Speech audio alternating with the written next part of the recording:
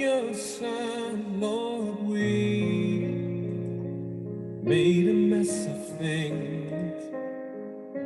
Whenever things are good, we don't need you like we should. Only after we've made a mess of things.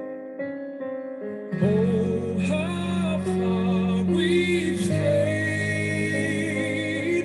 Restore us to the promise made.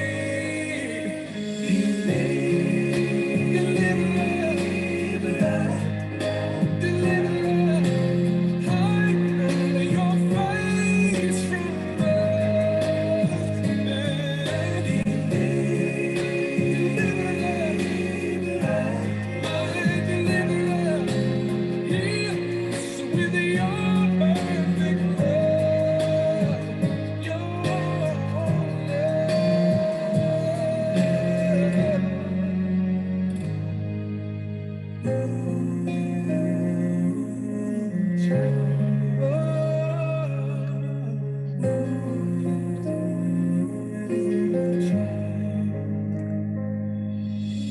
lives of unborn taken, marriage vows forsaken. Lord, we made a mess of things. Even in the city square, there's a missing manger there, and we made a mess of things. On you we all now depend. Take us to your word again. Deliver us, my deliverer. Hide not your face from us.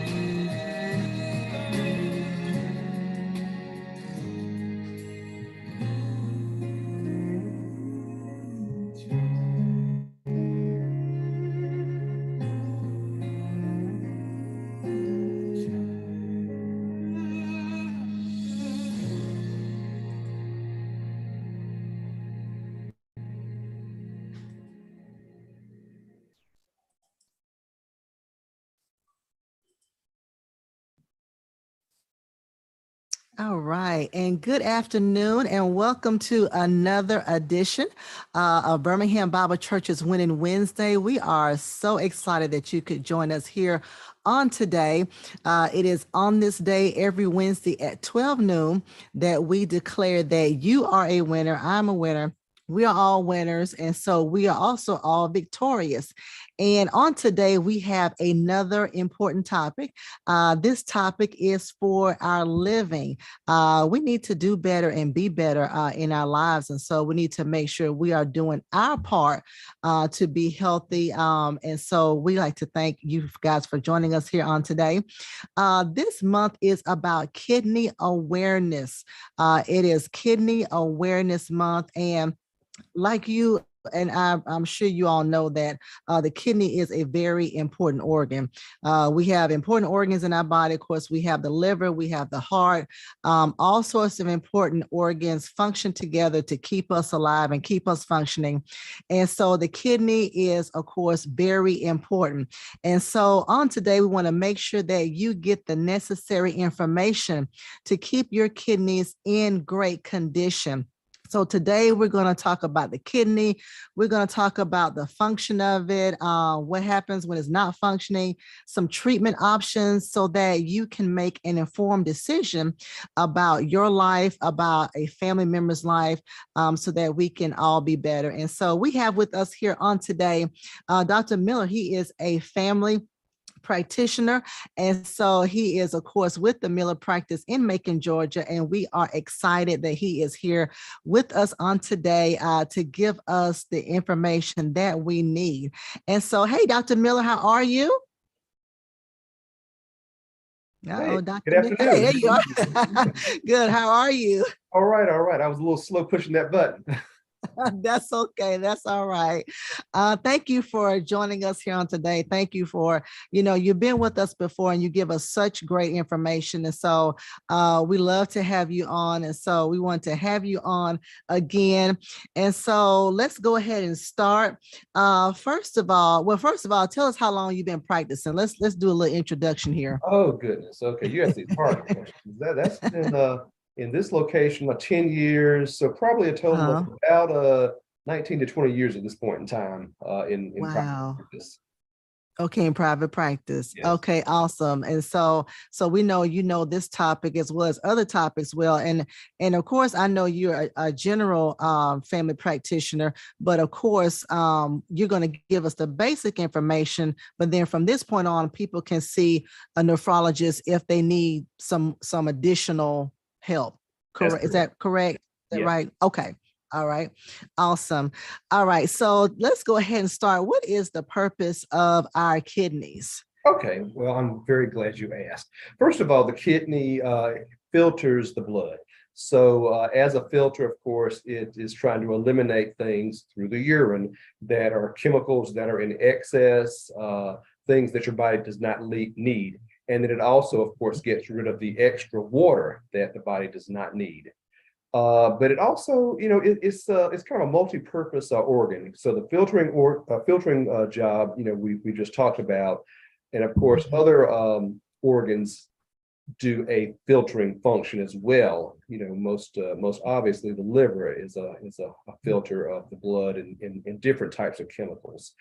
But the kidney, some chemical processes take place in the kidney. So some medications are activated in the kidney. Some medications are broken down and deactivated in the kidney. And of course, the filtering functions that we mentioned. Kidney is just, of course, a very important organ. It is so important that it has a redundancy. It has a spare right next to it. So you've got your right kidney and your left kidney. They're both about the same size. Pardon me. One sits a little lower in the body than the other, just based on the positioning of the liver. So the right kidney sits a little bit lower. But both these equally important organs work together. And one basically is the spare or the backup for the other. And of course, a person who's had an injury or chooses to donate their kidney, perhaps to a loved one, perhaps can survive with just one kidney. Yeah, and I've heard of that, and that's what I was going to ask you. I've heard that you can function on one kidney, but I guess if something starts happening to the one, since we have two kidneys, if something starts happening to one kidney, then the other kidney kicks in and does the job for two. The other kidney can kick in, yes, but they're both functioning at all times. They both function together at all times. But if one starts to decrease in function, yes, the healthy kidney might get a little bit larger and will definitely pull a greater share of the work. Okay. All right. And so we know that the kidney filters, I'll make sure I get this right. It filters the blood, so it gets rid of toxins. So when that does not happen, is that when chronic kidney disease develops? Well, chronic chronic Or kidney disease, and say that 3 times fast, is basically a decreasing function of the kidney. But again, the kidney does so many doggone things that that loss of function and that loss of filtering is one thing. But of course, the kidney also makes chemicals that are beneficial to the body. So in chronic kidney disease, there'll be an absence or a decreased amount of some of those chemicals. For example, the kidney makes a hormone, a chemical called erythropoietin, and this chemical helps stimulate the bone marrow to make red blood cells. So a person might have a diagnosis of kidney disease made when they become anemic and they weren't anemic before. And of course, anemia is a decreased amount of those red blood cells. But yes, you're right. The filtering could change. Normally, the kidney totally filters out and saves protein and keeps it within the body. So a urine sample that shows an increased amount of protein, once an infection's been ruled out and things like that, that could suggest the beginning of kidney disease. okay. And that was one thing I was going to ask you about, the signs and symptoms, because and I guess from what I'm thinking, the milder the symptoms are, or I guess the milder the symptoms are, maybe a stage 1 or stage 2. But what are some basic examples of when the kidney is not, or basic symptoms when the kidney is not doing what it's supposed to be doing, when there's something going on? Unfortunately, those symptoms really take a while to show up. It's a lot more likely to show up from lab work at a earlier stage than anything that the patient might notice. So it really, when a person starts noticing problems, it might be swelling in odd areas that weren't formerly swelling. That could be because of the loss of some of that protein that we previously mentioned. There could possibly be a discoloration in the urine, but that's kind of a weak finding that could kind of be dismissed by diet or water intake or things like that. So yes, a person would have a very hard time noticing anything at stage 1 or stage 2, maybe even early in stage 3 of chronic kidney disease. Wow. People So I guess, I'm sorry, go ahead. People often assume that if you're not making a lot of urine, that's a sign. And that can be a sign of extremely late stage kidney disease, but that's not a sign of early kidney disease. So a person that really does not, urinate a lot possibly just has a decreased water intake as the most logical reason. Yeah, so I guess from what you're saying, since it's so slow to be detected, physically, then really the first line of defense is really those labs, just really making sure you're, I guess having those annual labs that may pick up on that. Yes. And of course, we've talked about that a lot with other health conditions many times in the past, getting your annual physical, getting some blood work done, or at least getting the urinalysis done, because, you can probably get a urinalysis for free at a health fair, even if you don't have health insurance, or that's a very inexpensive thing to have done if you were to go to a clinic or a primary care provider and ask for labs that are done in-house that might be less expensive. So even that urinalysis could be a hint. Also checking the blood pressure, because for the most part, unless the kidney disease comes from a trauma or some type of unusual chemical exposure, usually kidney disease comes from high blood pressure and or diabetes. So if we know about those two problems, if we know what our blood pressure is doing, we have a clue already. If we know there's a family history of heart disease and high blood pressure and kidney disease, then we should be more careful and think more about getting ourselves checked out. Right.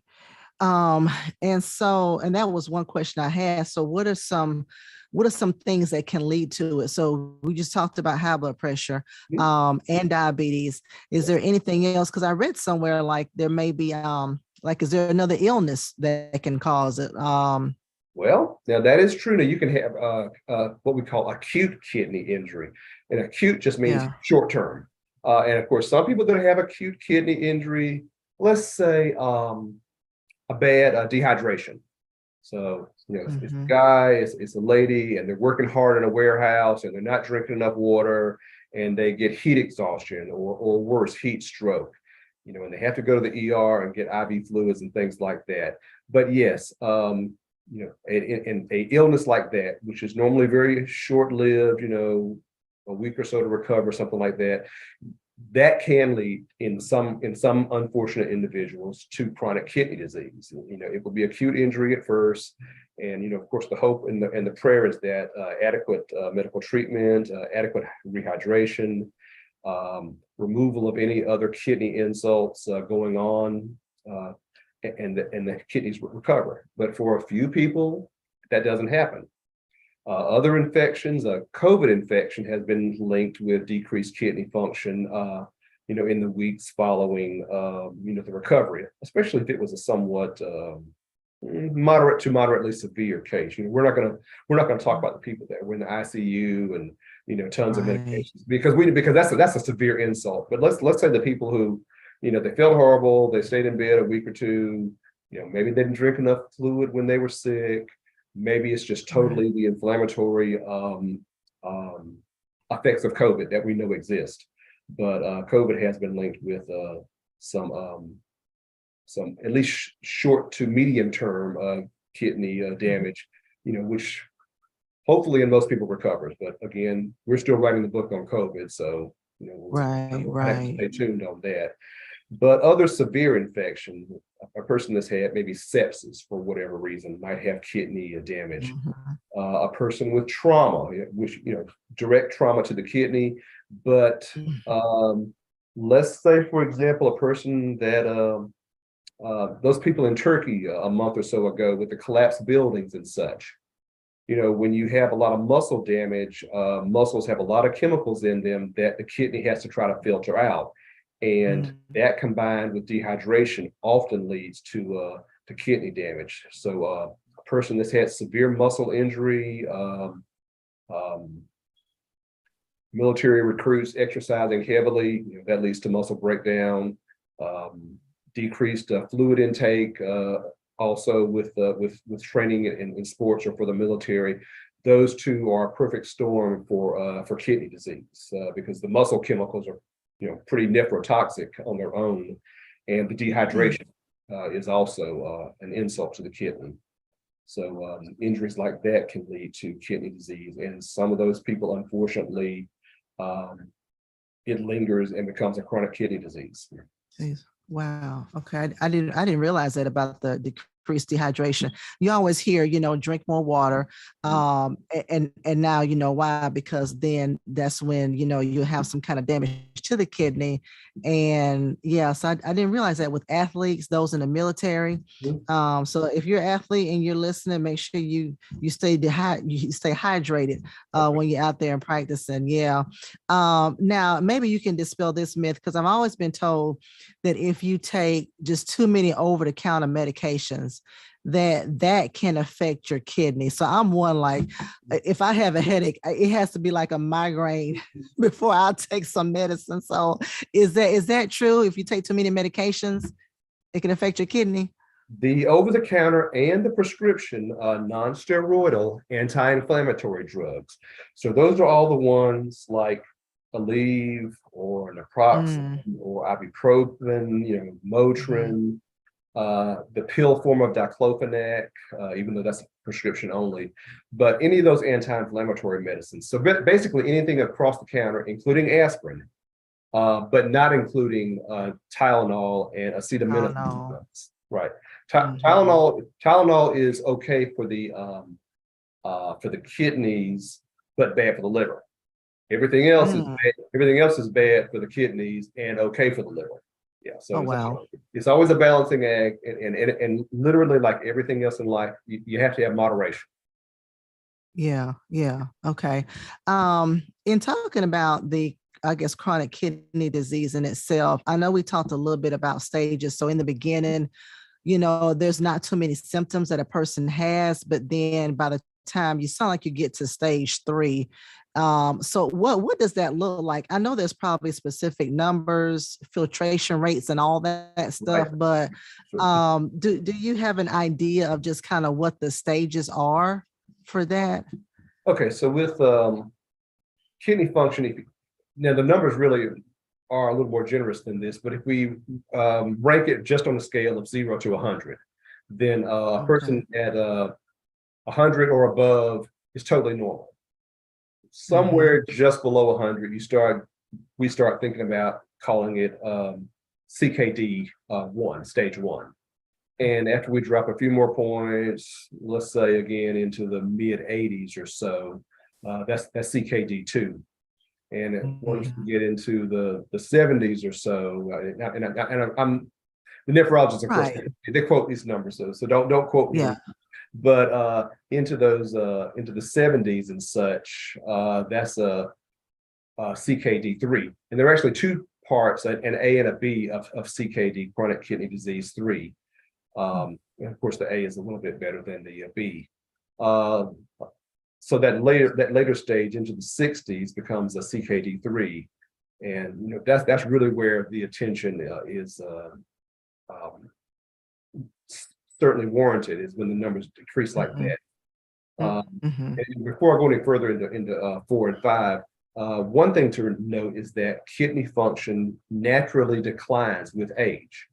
So Mm. those numbers below 100, and the patient is 85 years old, well, that's normal. So we don't actually label that person necessarily CKD1, because we're more interested in this person's 85 and they're doing great. Now, Right. your age or my age and less than 100, that's a whole different story.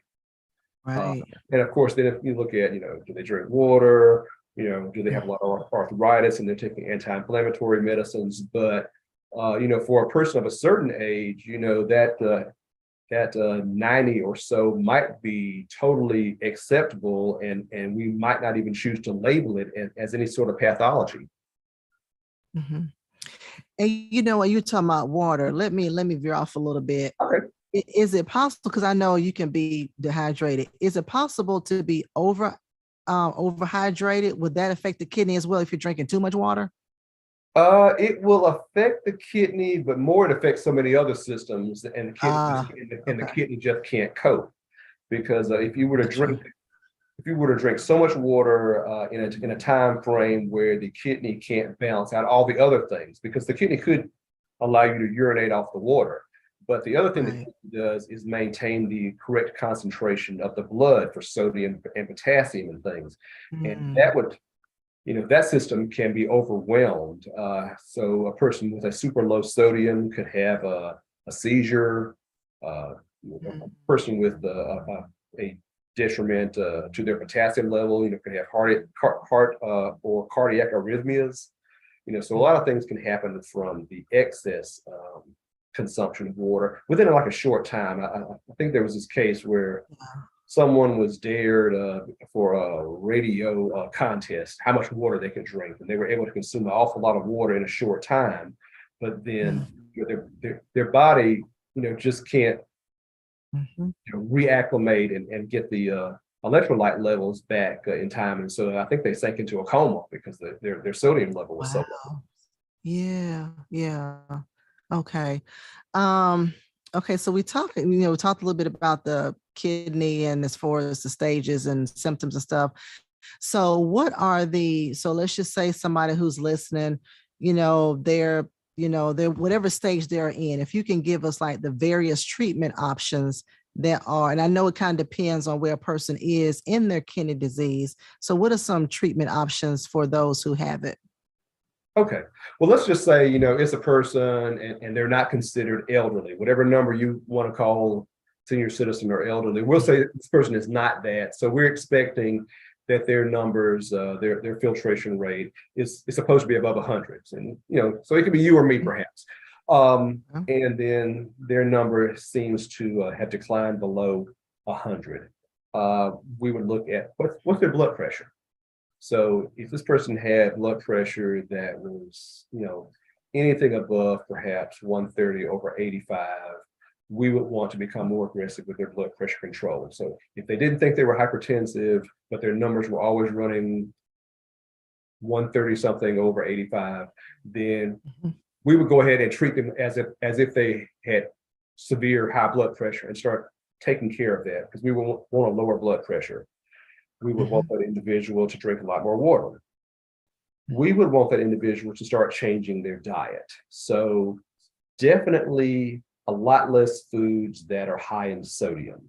So no added table salt, no foods that are heavily salted, like canned foods or processed meats.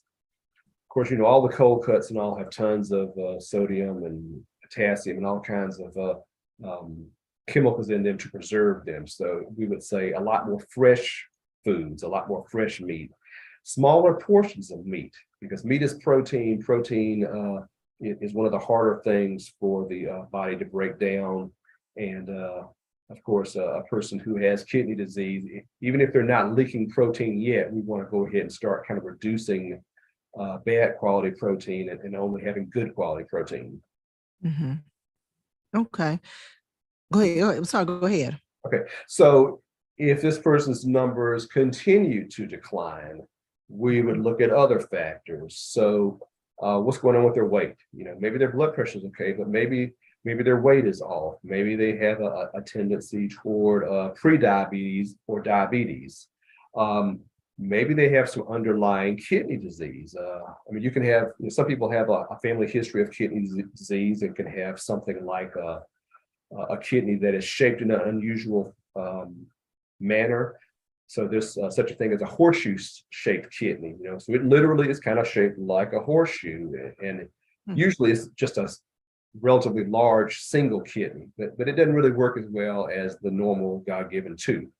So that might be an indication to do an ultrasound and actually see what's going on with that individual's kidneys. A person can have cysts on their kidneys, just like you might have heard of polycystic ovaries for ladies. There is a polycystic kidney disease, and those cysts can cause scars, and they can decrease the functionality of the kidney. So a person with this condition might actually have the kidneys decrease in function premature to what you would expect for their age.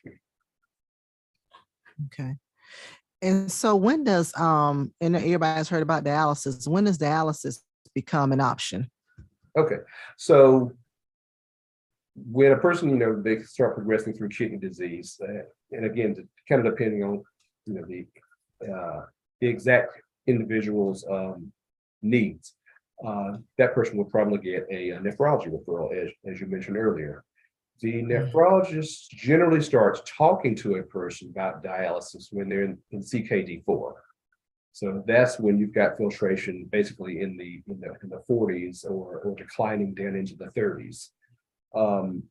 Depending on whatever other methods can be used to improve kidney function, there might be more dietary changes at that time. There might be more dietary restrictions at that time, especially decreasing things like phosphorus and potassium in the diet.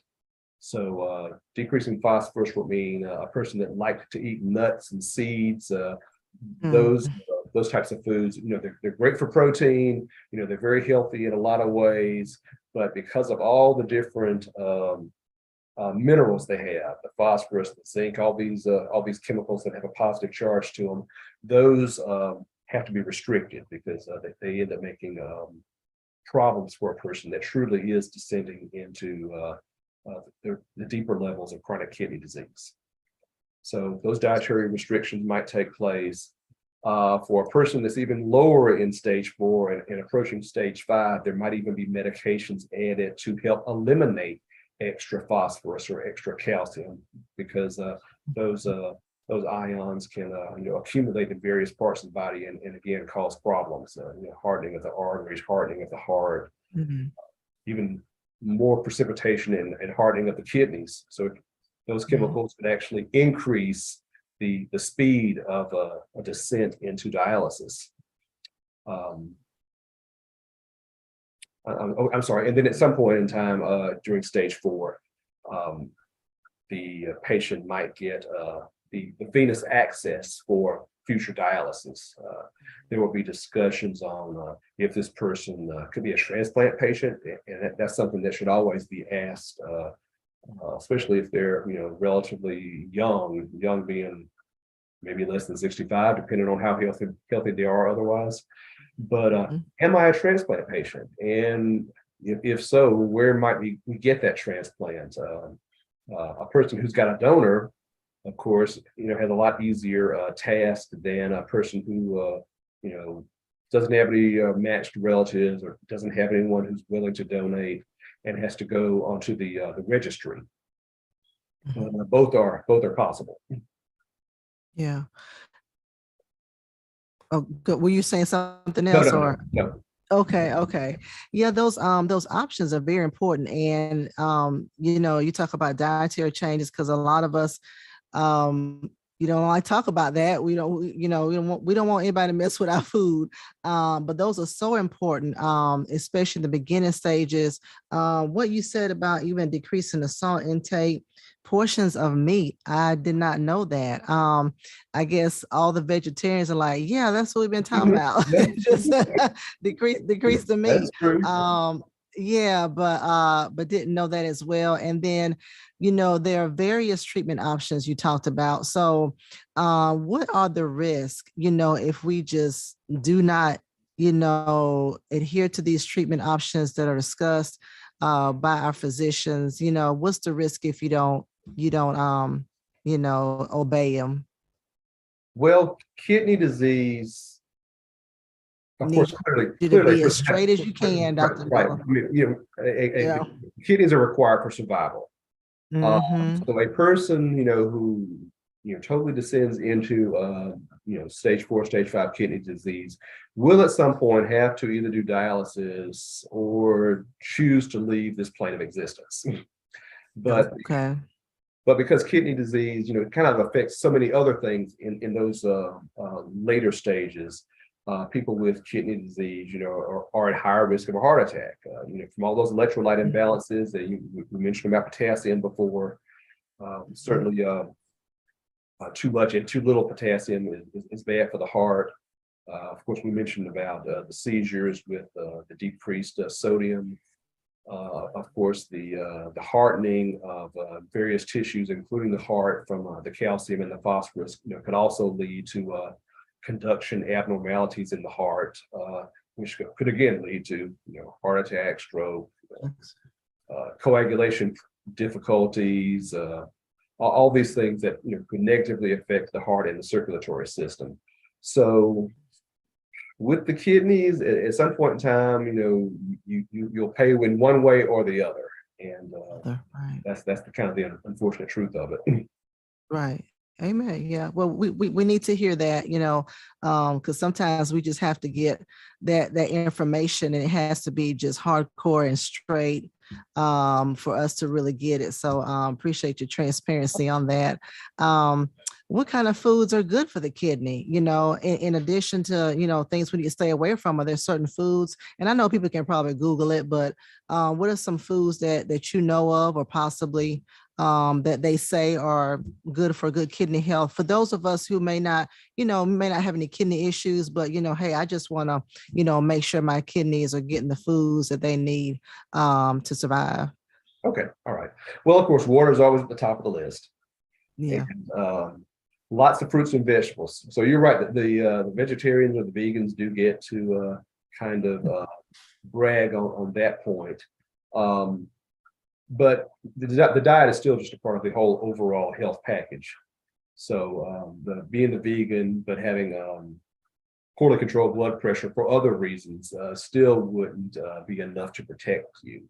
But I'm going to stick with the path that you gave me, and so the fruits and the vegetables are great. The high quality proteins, whether it's from soy, if you're vegetarian or vegan, or whether you're still using animal products, fish would be better than than other sources. But definitely the only pork could be fresh pork, so it couldn't be any kind of processed pork, couldn't be any bacon or cold cuts or anything like that. But if it was a pork roast, cooked, crock pot, however, those things would be a better quality protein than a lot of the foods that we tend to like to eat. Beef would be better than pork, though. Chicken would be better than beef. Fish and chicken being the best two animal source proteins. Of course, the nuts and legumes and beans and things like that, those are great sources of protein. They have a lot of vitamins and minerals. So they're better in the earlier stages of kidney disease, or they're better for prevention of kidney disease.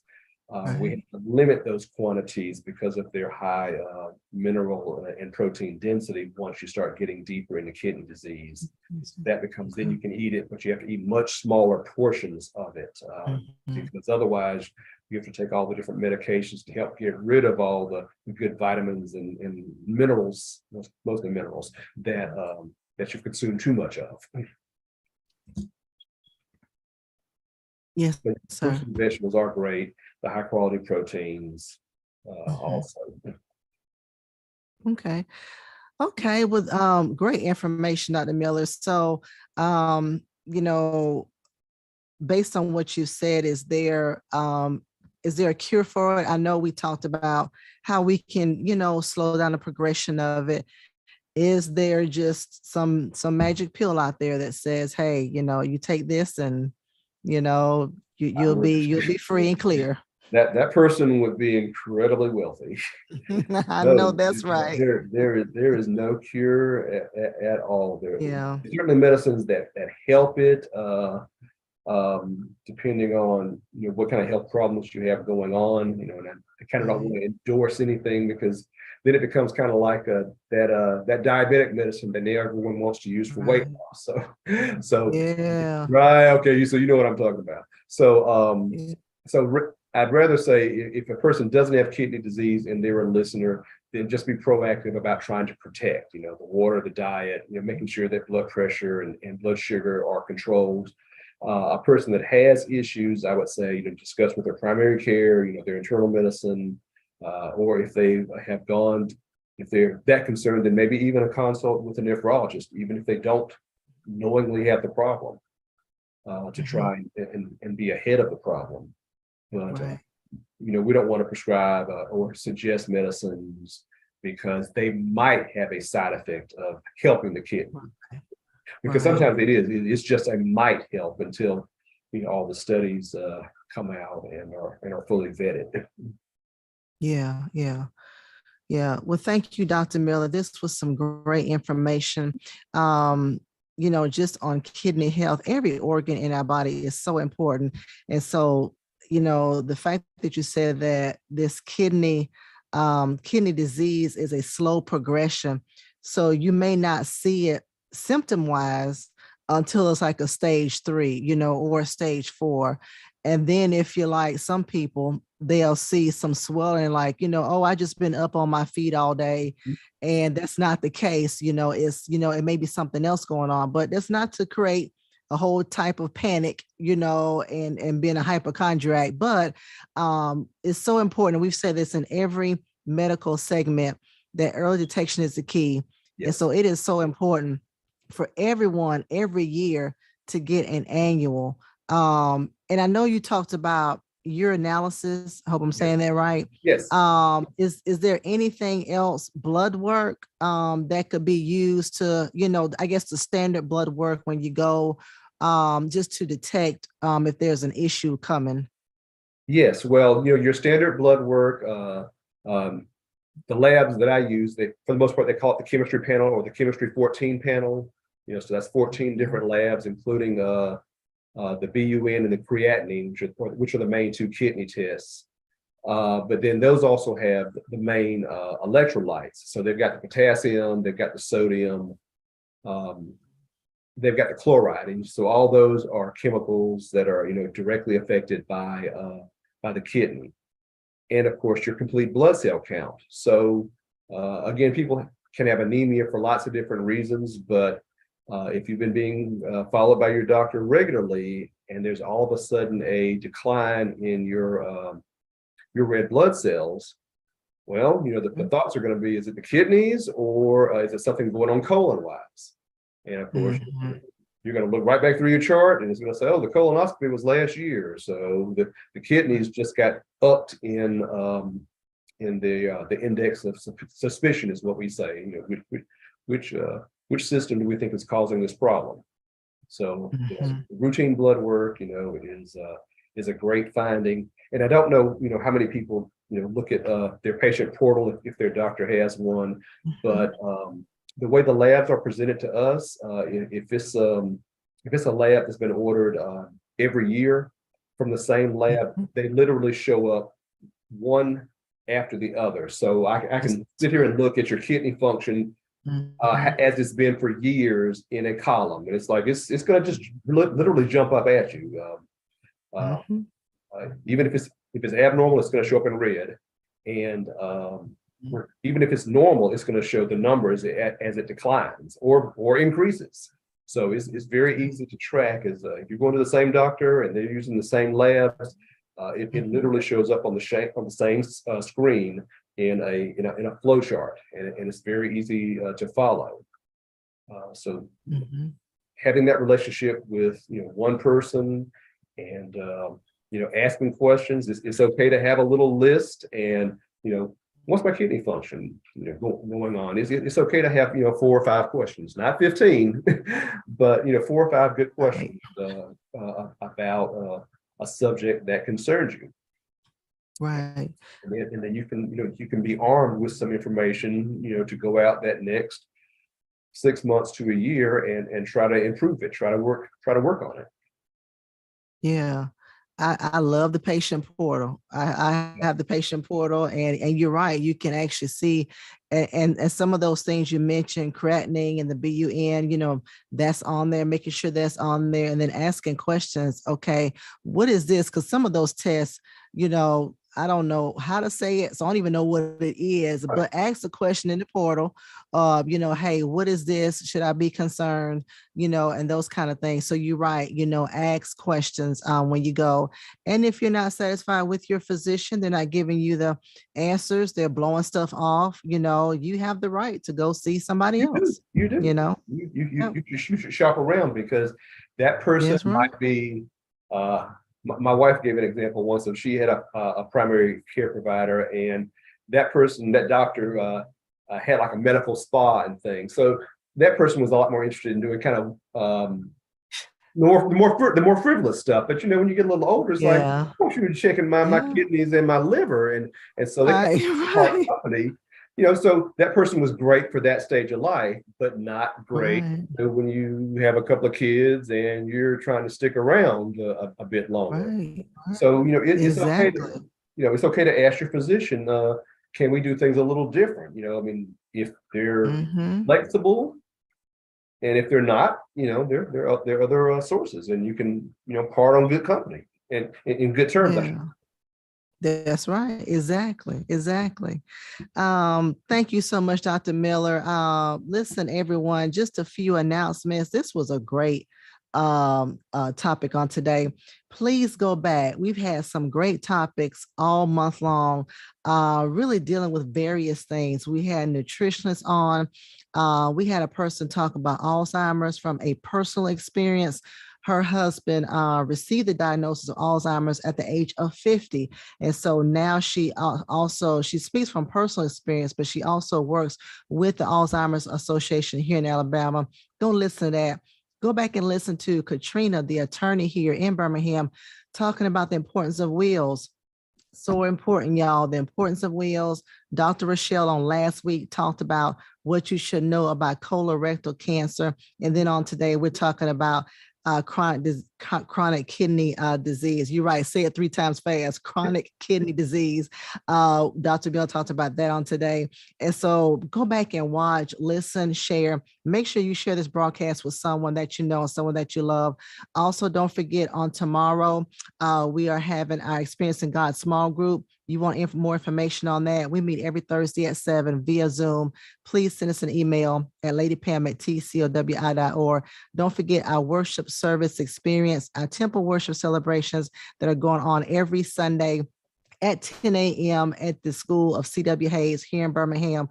Hope to see you there either in person or we will see you online because we still have the online going.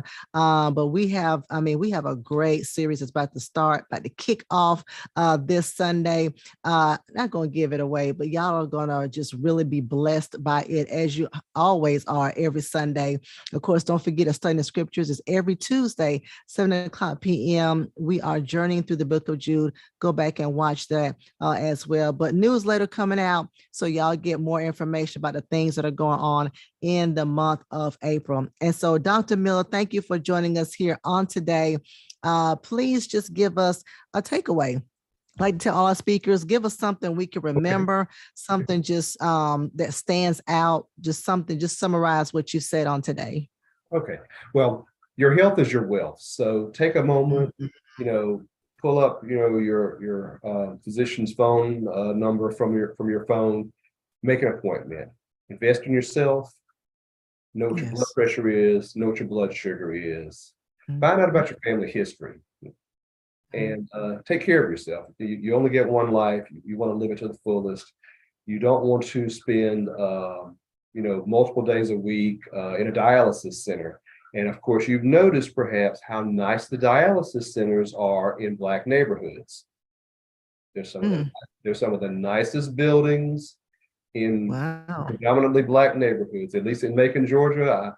I've only been through some parts of Birmingham, so I can't attest to that, but there's some of the nicest, most ornate facilities around. And I wonder why that is. Wow. So we need to take care of ourselves. That's right, because God gave us, and you're right, God gave us these bodies. So we are managers and stewards of what he gave us. And so we need to be good stewards of the body that he gave us. So we need to eat right. We need to drink our water, less salt intake, exercise, all those things. And it's not just, it's not about kidney health. It's just overall health, because all these things help all of the systems in our body. And so this was great. You are so right about everything you said. And so thank you everyone for joining us here on today, Winning Wednesday. This is where every Wednesday at 12 noon, we like to educate you and give you some information just to empower you, just information that's for your life and for your living. And so thank you for joining us here on today. Make sure you share this broadcast, and we will see you guys the first Wednesday again in April. Thank you so much. Thank you, Dr. Miller. And thank you. Have a great rest of your day. Yes, definitely. We'll do this again. All right.